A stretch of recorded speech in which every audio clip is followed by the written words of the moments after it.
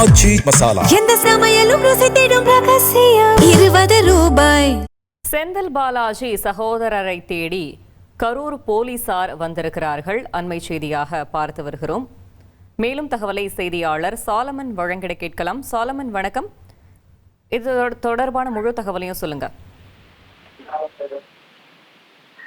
முன்னாள் அமைச்சர் செந்தில் பாலாஜியோட சகோதரர் ஆன அசோக் என்பவரை தேடி கரூர் போலீசார் திடீரென பட்டினப்பாக்கத்தில் இருக்கக்கூடிய அந்த எம்ஆர்சி நகர்ல இருக்கக்கூடிய அவரது வீட்டிற்கு திடீரென வருகை தந்து விசாரணைக்காக வந்ததால அங்க பரபரப்பானது ஏற்பட்டிருக்கிறது.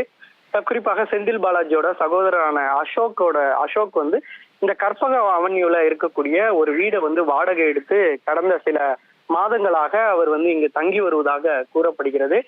இந்த நிலையில தான் இன்று காலை 7:30 மணி அளவுல கரூர் காவல்துறை ஏடிஎஸ்பி தலைமையில ஒரு 20க்கும் மேற்பட்ட போலீசார் திடீரென அவரது வீட்டிற்கு வந்து பார்த்தனர். ஆனால் அசோக் உள்ளிட்ட யாரும் அந்த வீட்டுல இல்லை என தெரிய வருகிறது. இதனை அடுத்து அங்கு பணியாற்றக்கூடிய ஊழியர்கள் அதே போன்று ஊழியர்களோட செல்போன் ஆகியவற்றை ஆய்வு செய்துவிட்டு கடைசியாக அவர்கள் யாரிடமெல்லாம் பேசினார்கள் என்பது தொடர்பாக ஆய்வு மேற்கொண்டு அதன் பின்னர் போலீசார் ஒரு மணி நேரத்திற்கு பிறகு திடீரென புறப்பட்டு சென்றிருப்பதால அந்த பகுதியில பரபரப்பு ஏற்பட்டிருக்கு. குறிப்பாக இந்த கரூர் போலீசார் தொடர்ச்சியாக அசோக்கிடம் இந்த விசாரணைக்காக வந்ததாக கூறப்படுகிறது. அசோக்கோட செல்போன் எண் இந்த பகுதியில காண்பித்ததால கரூர் போலீசார் இங்க விசாரணைக்காக வந்திருப்பதாக ஒரு தகவல் தெரிவிக்கப்பட்டிருக்கிறது.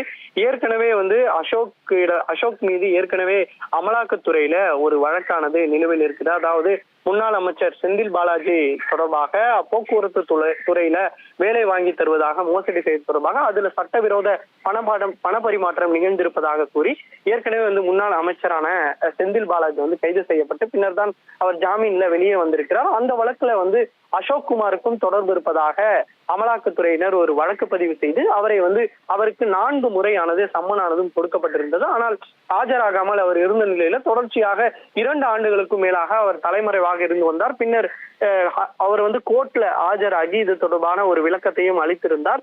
அவர் மீதான தற்போது அந்த ட்ரையல் ஆனது நடந்து கொண்டிருக்கக்கூடிய நிலையில கரூர் காவல்துறையினரும் அசோக் குமார் மீது ஒரு வழக்கானது நிலுவையில் இருப்பதாகவும் கூறப்படுகிறது. அந்த வழக்கு தொடர்பாகத்தான் தற்போது போலீசார் இந்த சம்பவ இடத்திற்கு இது தொடர்பாக விசாரணை நிகழ்த்தி வருவதாக காவல்துறை தரப்புல தெரிவிக்கப்பட்டிருக்கு. இருப்பினும் எந்த வழக்கு என்பது குறித்தான தகவலை காவல்துறையினர் இதுவரை வழங்கப்படவில்லை.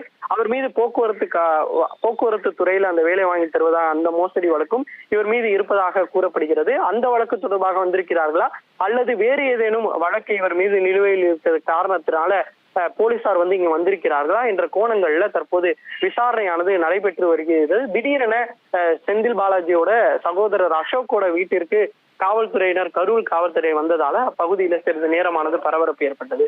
ஆச்சி மசாலா எந்த சமையலும் ருசி தேடும் ரகசியம் 20 ரூபாய்.